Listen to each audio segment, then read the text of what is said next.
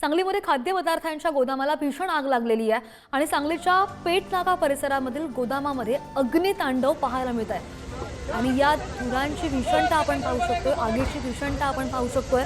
परदेशी जाणारा माल या गोदामांमध्ये होता आणि हा सगळाच्या सगळा माल जळून खाक झालेला आहे। कोट्यावधींचं नुकसान झाल्याची माहिती आहे। आग विझवण्यासाठी अग्निशमन दलाच्या 7 गाड्या घटनास्थळी दाखल झालेल्या आहेत। मात्र ही आगीची दृश्य आपण पाहू शकतो या स्क्रीनवर। अधिकची माहितीवर आमचे प्रतिनिधी स्वप्नील पाटील आपल्या सोबत आहेत। स्वप्नील, कोट्यावधींचं नुकसान झालंय, परदेशी जाणारा हा माल होता, काही जीवितहानी झालेली आहे का आणि अग्निशमन दलाला आग विझवण्यामध्ये यश आलेलं आहे का? नक्कीच श्रद्धा, सांगलीच्या पेठनाका जवळील या खाद्यपदार्थाच्या गोडाऊनला शॉर्ट सर्किटमुळे आग लागल्याची घटना घडली आहे। कारखान्याच्या गोडाऊनला सकाळी 6 वाजण्याच्या सुमारास आग लागली होती।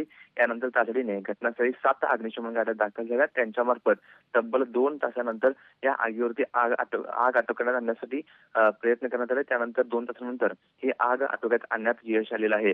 या आगीचे धूर आसपासच्या परिसरामध्ये पसरले आहेत, त्यामुळे हे जे आग आहे ती भीषणता आपण दृश्यामध्ये पाहू शकतो। खूप मोठ्या प्रमाणात या गोडाऊनला जी आग लागलेली आहे, या गोडाऊनमध्ये परदेशी जाणारा खाद्यपदार्थ निर्माण केला जात होता आणि याच ठिकाणी शॉर्ट सर्किटमुळे ही आग लागल्यामुळे आता या कारखान्यामध्ये तयार झालेला कच्चा माल सर्व यातून जळून खाक झालेला आहे। यामुळे कोट्यावधी रुपयांचं नुकसान झालं आहे। सुदैवाने या कारखान्यामध्ये काम करणारे कर्मचारी आहेत ते आगीची घटना निदर्शन येताच तिथून पळ काढला, त्यामुळे या ठिकाणी जीवितहानी मात्र कोणत्याही परिस्थितीत झालेली नाही आहे। परंतु आपण जर या दृश्यातून पाहिलं तर संपूर्ण गोडाऊन या आगीमध्ये जळून खाक झाल्यामुळे आता याचं कोट्यावधी रुपयांचं नुकसान झालंय।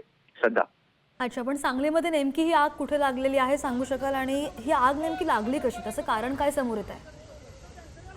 सांगलीतील पेठनाका परिसरामध्ये असणाऱ्या नेरले गावाजवळ ही कंपनी आहे आणि या कंपनीला आग लागलेली आहे। शॉर्ट सर्किटमुळे ही आग लागल्याचा प्राथमिक अंदाज व्यक्त केला जातोय, परंतु आता आग आटोक्यात आणण्यास यश आलेलं आहे। आता याची खरी कारणं शोधली जातील, परंतु प्राथमिक तपासामध्ये मात्र शॉर्ट सर्किटमुळे या कारखान्याला आग लागल्याचं दिसून येते। सध्या अच्छा, कोट्यावधींचं नुकसान झालेलं आहे आणि या गोदामातला माल जो आहे तो परदेशी जाणारा होता, स्वप्नील असं कळतंय। मात्र या मालकांशी संपर्क आपला होऊ शकलेला आहे का? त्यांनी काही प्रतिक्रिया दिलेली आहे का? अद्याप या कारखान्याच्या मालकाचा कोणत्या प्रकारचा संपर्क होऊ शकलेला नाही, त्यांची कोणती प्रतिक्रिया समोर आलेली नाही आहे।